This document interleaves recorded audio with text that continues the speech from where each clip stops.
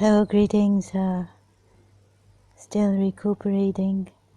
It's been, I've had a fever for never so long than this time. So, recuperating, yet I have to say something.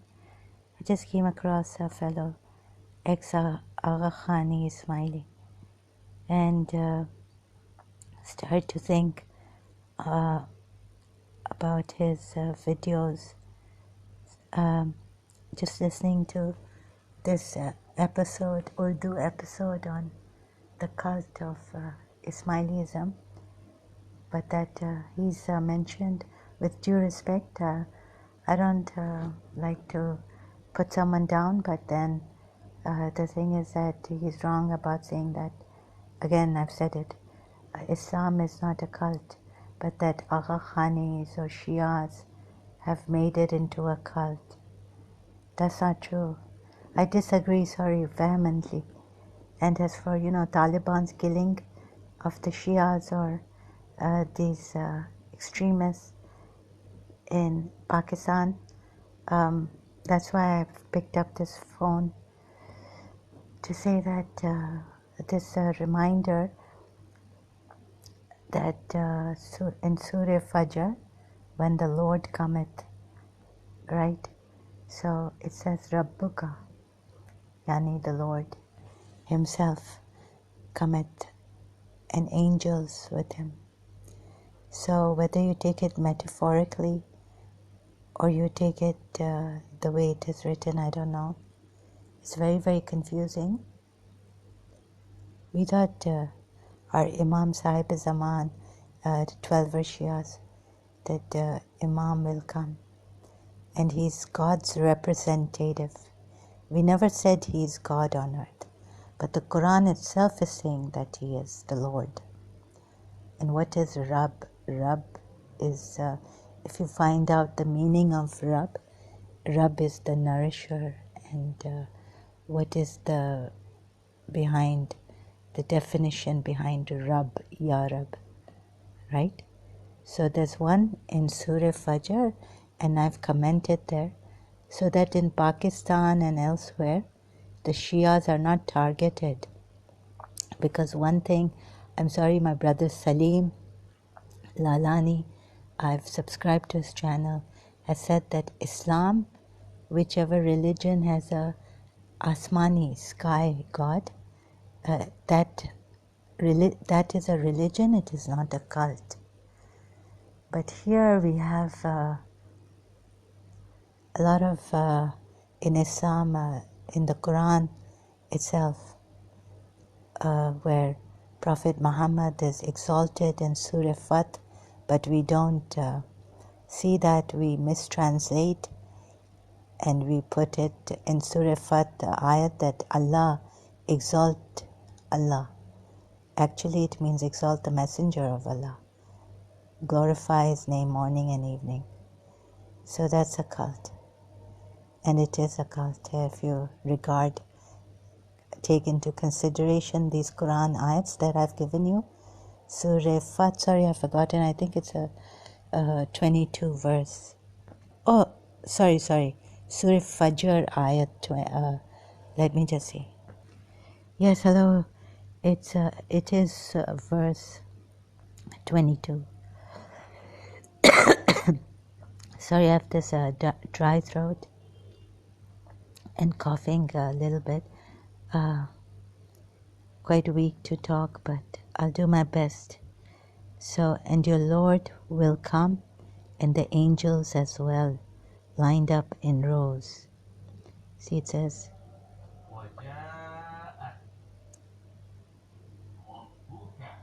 Rabbuka.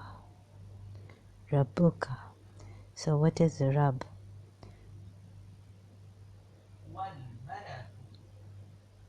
Rank upon rank. And comes your Lord, Rabbuka. So we say that whatever interpretation we give to this ayat, So anyhow, the Sunnis cannot rejoice on this, that, oh yes, Islam is not a cult. It is, it is a true religion and all this. Wait a minute. Don't celebrate now and start to kill the Shias on this. That shirk policies. Neither Aga Khan is doing it, nor the Shia, 12 Shias, nor the Bori Shias are doing this. This religion has confused and brought about such conflicts between Shias and Sunnis, I cannot tell you. And so please hold your horses for now. In Pakistan, for now, hopefully trying to save lives. It's this religion which is a cult. And then in Surah Fath again. So please look at the Rabb. I'm giving you homework. I know it's not easy. I'm traumatized myself. So yes, my religion was very, very important to me. And I still am traumatized that how I was betrayed by this religion. Feeling sorry or whatever it is, but I just cannot take the betrayal at all. So, in the name of truth and Allah and all that.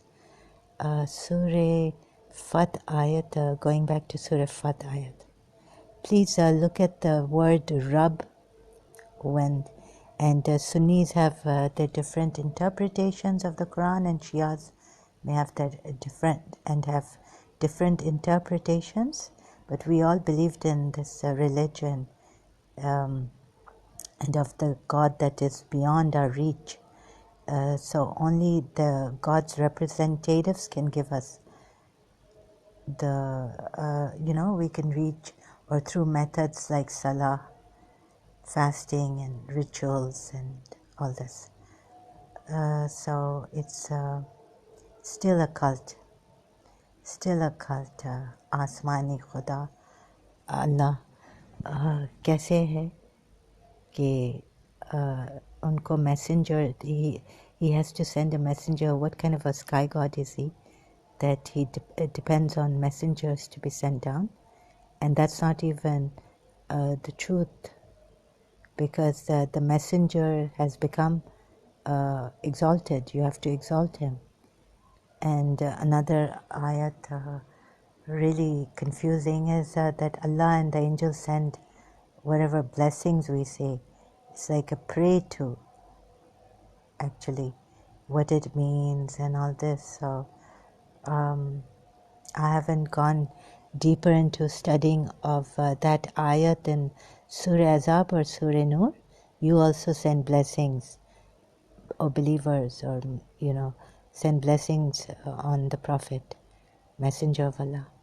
So I haven't gone deep into that ayat. I hope I haven't confused you here, but look at this. I'm showing you the ayats that are very, very apparent. And if you want to interpret it in your own way, then that's not my fault, right? But when the Lord cometh, Surah Fajr and Surah Fath ayat, coming here to Surah Fath, where Rob Christian pointed out, and again, I agree with him, that it is not Allah. Here in this ayat we are told to exalt morning and evening, but it is Rasulullah. So something I cannot say right now. And where's that ayat? I'm looking for it. Hello, yes, here it is, verse 9 of Surah Fath.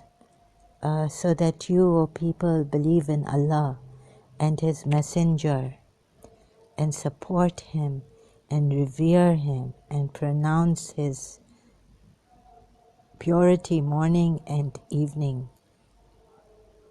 One translation. and extol him before sunrise and before sunset. Another translation. So you can have a look at this, however you want to. You see, they've misinterpreted it by saying the end one, the last part of the ayat, by putting Allah in brackets. Why? Because that's the Sunni Muslims cannot believe that God would do this, and this is what happens in such cults and religions. Whether we call it only Allah, and only Allah's name is not in the Quran. There is Rabb, there are many names of Allah. So if the Sunni extremists are going to rejoice at this, hold your horses, please. So I from Allama Mutahari that Shias are stupid, ignorant, and all this. Maybe, but both of you, Sunnis also, very, very stupid. And if you only take the Quran even, or only Allah, very, very stupid.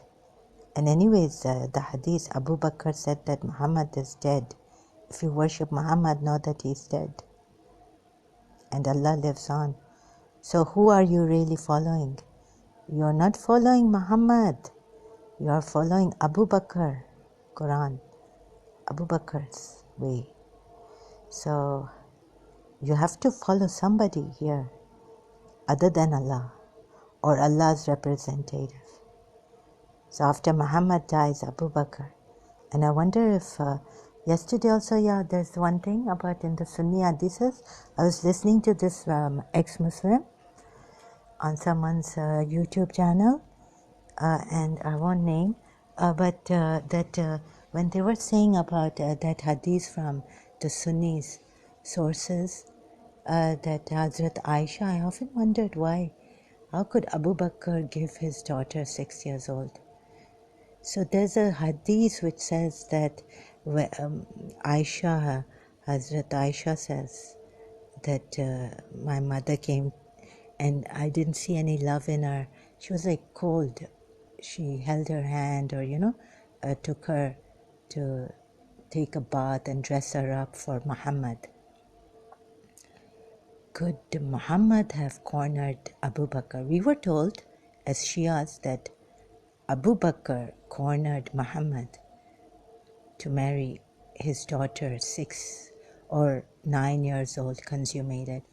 And that was to establish a law that you can get married at the age of 9, and at the age of 9 now you are eligible to do your, all your rituals and practice Islam, for the girls. So when I was reading, when the person was telling us, saying this hadith out loud, I was like, why was the mother, like she hadn't seen that love in her mother's eyes before, at that time, but before she had seen that love in her mother's eyes. But this time, she didn't see any love in her mother's eyes for her daughter, Aisha. So could it be that something Prophet Muhammad did? Now it is very, very heavy for me. So I got some insight, maybe it could be inference that I've taken from inference, like I could, reading between the lines of what Aisha was trying to say. So as Shias, we were told that Abu Bakr cornered Rasulullah to marry his daughter.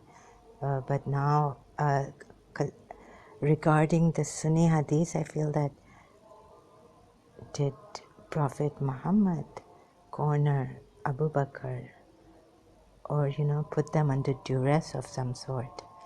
That's why they never really wanted to embrace his religion, Islam. So it's something I have to look deeply into again and again, and until I find some more satisfactory evidence, I will give it and then try to explain to you. But for now, I guess I just needed to brush on this about Aisha's mother and how she was taken to Prophet Muhammad. So sick, so disgusting, terrible. Oh, what a man. The Sunnis have nothing to rejoice about, really. I mean, it's a mumble jumble. On one hand, we say he's the sky god, and he's like somewhere unreachable, and prophets have to be sent. So I've been contemplating on this. If I find an answer, like a more substantial evidence to show you that this whole mess up and this it's terrible, the way we have been confused, fooled. Not only Shias, let me just repeat that, but Sunni Muslims and Muslims, only Quran Muslims too. So don't harm people just because you think you are the only one who is the Muslim, true Muslim. So thank you very much. I'll continue later. I just cannot take this.